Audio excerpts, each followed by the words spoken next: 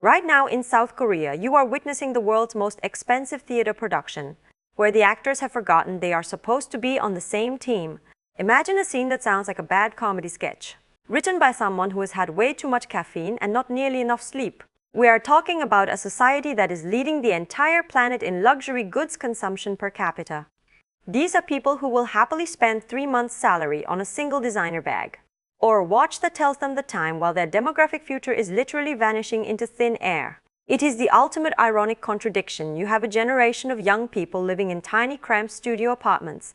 We are talking about rooms so small you can cook your noodles while sitting on your bed, yet they are frequenting 5-star hotels for vacations and posting photos of $100 mango-shaped ice as if they are royalty. It is not just a preference for the finer things, it is a rigid, unforgiving social requirement. If you are not broadcasting a life of high-end indulgence, you simply do not exist in the digital social hierarchy. And this weird, shiny facade is the very thing that is ripping the foundation of human relationships to pieces. But why would anyone actually demand this level of extreme, high-end service in a relationship? Why has the simple act of dating transformed into a full-blown service industry, where the man is expected to act as a full-time caregiver, a financier, and an emotional buffer? The answer is buried in the way people think about their own value in a hyper-competitive world. You see, when everyone around you is living through a screen, being average is perceived as a total humiliating failure. There is this desperate need to save face at all costs. In this environment, a romantic partner is not a companion or a teammate. They are a lifestyle accessory, they are a status symbol. The goal for a specific demographic of women has become the pursuit of what people call the princess treatment. It is a validation mechanism. If a man is willing to spend his entire paycheck, drive across the city to pick you up and handle every single emotional whim without complaint, it proves to the world, and more importantly, to your social media followers, that you are a high-value individual. The partner is basically a piece of living furniture designed to prop up your ego. And that leads to the next logical question: if these women are so vocal about being independent and fighting against the old ways of the past, why are they so desperate for a man to play the role of the traditional provider? This is where the hypocrisy becomes absolutely deafening. You have a generation that marches in the streets for total equality and screams about breaking the patriarchy, yet in their private lives, they demand that men perform the most subservient 19th century roles imaginable. They want the freedom and the professional respect of a modern 21st century woman, but they still want the financial subsidies and the physical protection of a medieval lady. It is a pick-and-choose version of reality. They want equality when it means they get a promotion at work, but they want tradition the second the waiter brings a check to the table. The concept of splitting a bill, which has become a massive point of conflict, is treated like a personal insult or even a sign of potential aggression. It is a world where you are a strong, independent warrior until the rent is due or the car needs gas.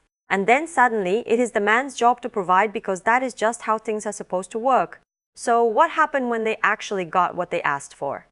What happens when you push the demands for service and luxury so far that the other side just can't keep up anymore? Well, the cold logic of the market has started to bite back in a way that nobody expected. The guys who used to be the pushovers, the ones who would tolerate any amount of debt or emotional abuse, just to have a girlfriend, are finally checking out.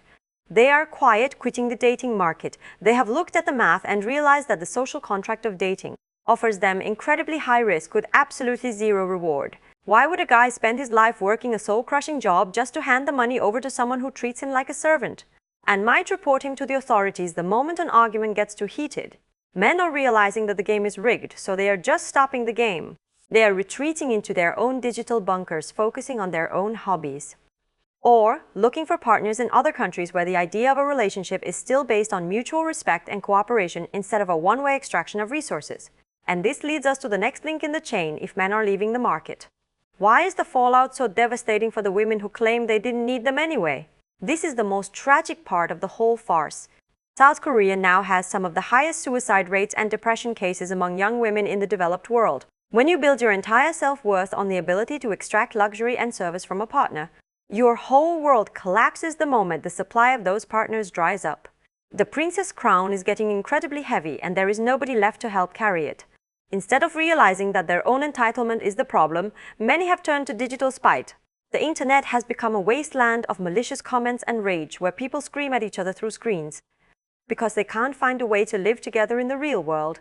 The isolation is not just a physical thing, it is a systemic failure of trust. If we look at this from a global perspective, you can see how the rest of the world is reacting to similar pressures. In Japan, you had the herbivore men who just lost interest in the whole meat grinder of social expectations decades ago. They decided that a quiet life with a video game was better than a stressful life with a demanding partner. In the West, you see the rise of guys traveling to different cultures to find a version of connection that hasn't been poisoned by this brand of modern entitlement. But in South Korea, the situation is even more extreme. It is a scorched earth gender war. Men are increasingly looking for international marriages, looking for wives in Japan or Southeast Asia who still value the idea of building a life together. And the domestic female population is furious because they are losing their monopoly on the local market. They can't demand a king's ransom if the guys are shopping at a different store. What does the future look like for a society that has chosen luxury and ego over survival? It is a comedy of the absurd. We are going to see a country filled with empty schools that have been converted into luxury nursing homes for the very women who once refused to have children. But here is the kicker. There won't be any young people to work in those nursing homes because they were never born. We are looking at a world of ghost couples who only interact through legal intermediaries or apps that record every conversation to prevent accusations of being a potential perpetrator. Every date will probably require a signed contract and a body camera just to make sure nobody gets cancelled the next morning. It is a world where everyone owns a designer bag but nobody has a hand to hold. The bottom line is that this whole situation is like a luxury cruise ship that has hit an iceberg and is slowly sinking into the dark, freezing ocean. But instead of looking for lifeboats, the people in the first-class cabins are busy screaming at the waiters because the champagne isn't chilled to the exact right temperature. They are so obsessed with the service they think they are owed that they cannot even see the water rising above their ankles. They have spent so much time staring at their own reflection in the shining windows of a luxury shop that they have forgotten how to actually swim. The princess crown they fought so hard to wear is actually made of lead, and it is the very thing that is going to pull them all the way to the bottom of the sea. It is the ultimate mockery of a civilization that figured out how to master the material world but completely lost the ability to live in it, when the last citizen of this country is sitting alone in a designer chair, arguing with an AI chatbot about who should have paid for a dinner that happened 40 years ago. The joke will finally be complete. Fuel the truth at Dating in Korea. Support the structure. Stay safe in the lounge.